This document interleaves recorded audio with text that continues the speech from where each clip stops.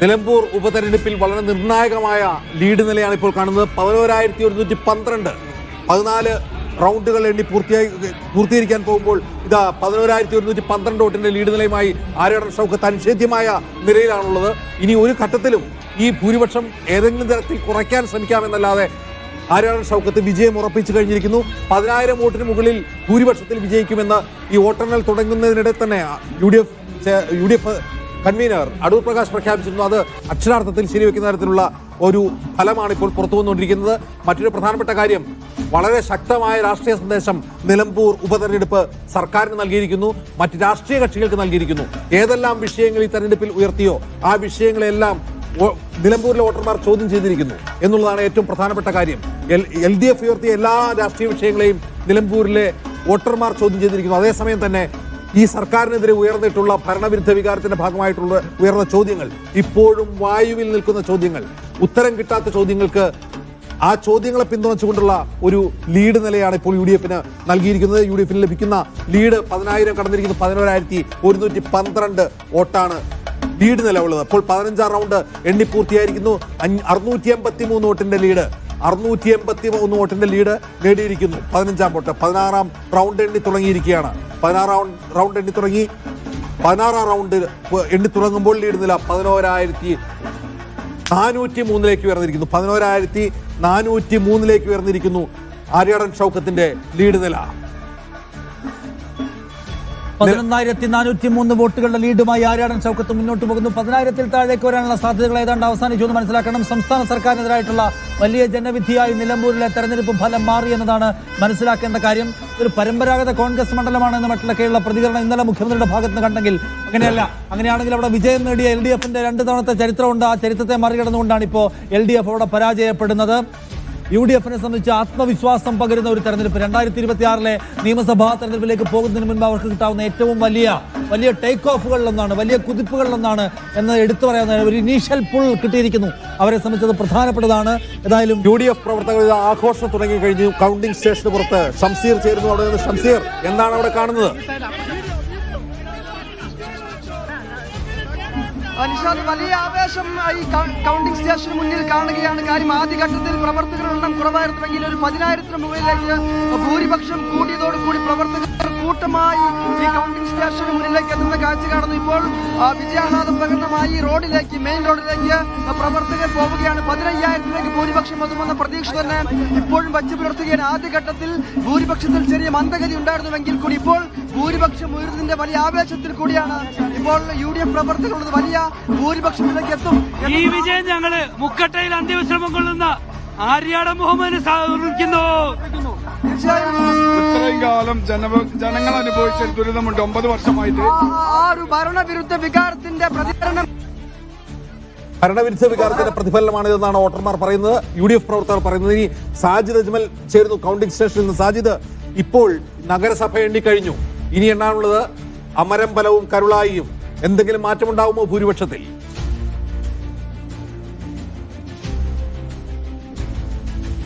കരുളായി പഞ്ചായത്താണ് നിലവിൽ എണ്ണിക്കൊണ്ടിരിക്കുന്നത്. നിലമ്പൂർ 15-ാം റൗണ്ടോട് കൂടി നിലമ്പൂർ നഗരസഭ പൂർണ്ണമായി എണ്ണിത്തീർന്ന് കരുളായിലേക്ക് പ്രവേശിച്ചിരുന്നു. ഇപ്പോൾ 16-ാം റൗണ്ടിൽ ബൂത്ത് നമ്പർ 211 മുതൽ 224 വരെയാണ് എണ്ണുന്നത്. കരുളായി പഞ്ചായത്തിലെ വാരിക്കൽ, കരുളായി ടൗൺ, പുള്ളിയിൽ തുടങ്ങിയ പ്രദേശങ്ങളാണ് വരുന്നത്.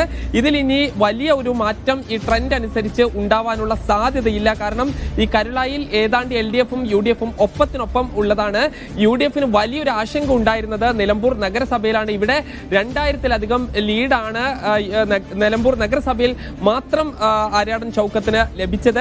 ഇനി കരുളായി പഞ്ചായത്തിലും ഏതാണ്ട് ലീഡ് നിലനിർത്താനാകും എന്ന് തന്നെ പ്രതീക്ഷിക്കാം. പിന്നീട് അമരമ്പലമാണ് ഈ അടുത്ത റൗണ്ട്. ഇപ്പോൾ 16-ആണ് എണ്ണുന്നത്. 17-ാം റൗണ്ടിലേക്ക് കടക്കുന്നതോടുകൂടി ഈ കരുളായി പഞ്ചായത്ത് പൂർണ്ണമായി അമരമ്പലം പഞ്ചായത്തിലേക്ക് കടക്കും. അവിടെയാണ് LDF-ന്റെ ഒരു ആധിപത്യ കേന്ദ്രം എന്ന് പറയുന്നത്.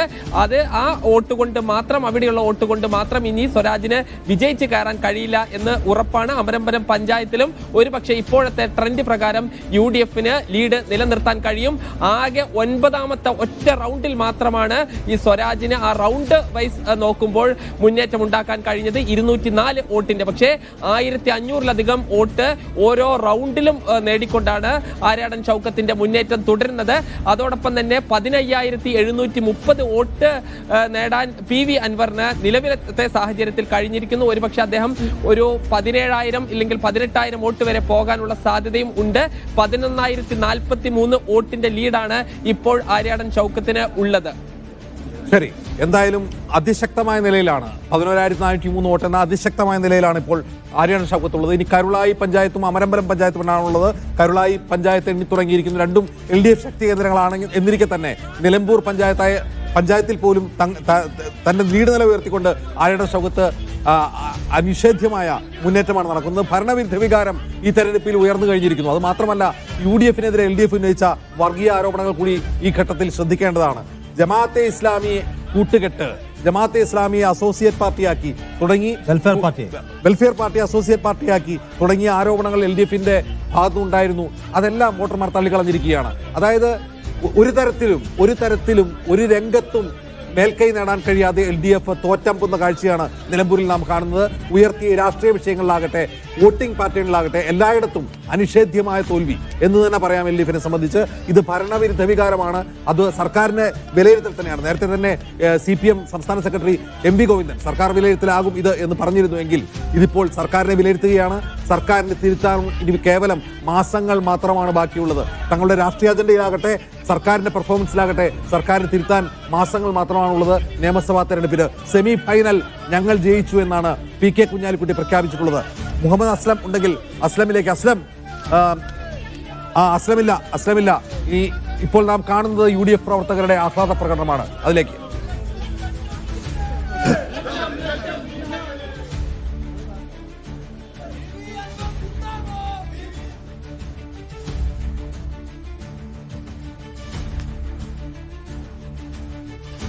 PV അൻവർ, TMC പ്രവർത്തകരും PV അൻവറിന് വേണ്ടി ആഹ്ലാദ പ്രകടനം നടത്തിയ അദ്ദേഹം 10,000-ലധികം വോട്ട് നേടി എന്നുള്ളതാണ് ഏറ്റവും പ്രധാനപ്പെട്ട കാര്യം. അത്രയും അതിൽ കൂടുതൽ വോട്ടുകൾ ഇപ്പോൾ ആര്യാടൻ ഷൗക്കത്തിന്റെ ലീഡ് നില ഉണ്ട് എന്നുകൂടി ശ്രദ്ധിക്കേണ്ടതാണ്.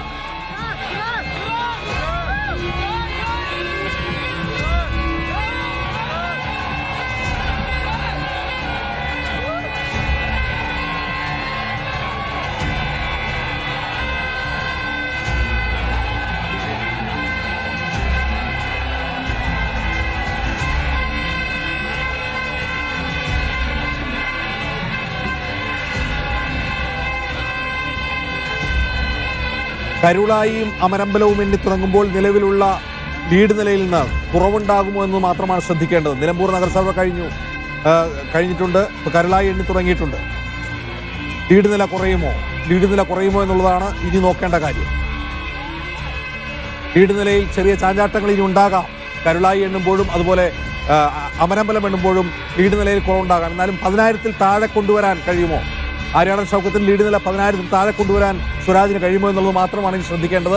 ലീഡ് നില മാറി മറിയാം. ഇതാ 11,087 ആയിരിക്കുന്നു. 11,087 UDF-ന്റെ ലീഡ് നിലയായിരിക്കുന്നു. അത് ഇനിയും കുറയുമോ എന്നാണ് നോക്കി കാണേണ്ടത്. 11,087 ലീഡ് നില മാറുന്നുണ്ട്. 11,087 വോട്ടിന് ഇപ്പോഴും ആര്യാടൻ ഷൗക്കത്ത് ലീഡ് ചെയ്യുന്നു. 10,000 വോട്ടിന് മുകളിലെന്നാണ് കാണേണ്ട കാര്യം. എന്ന് വെച്ചാൽ 10,000-ന് താഴേക്ക് ഇപ്പോഴും എത്തിയിട്ടില്ല.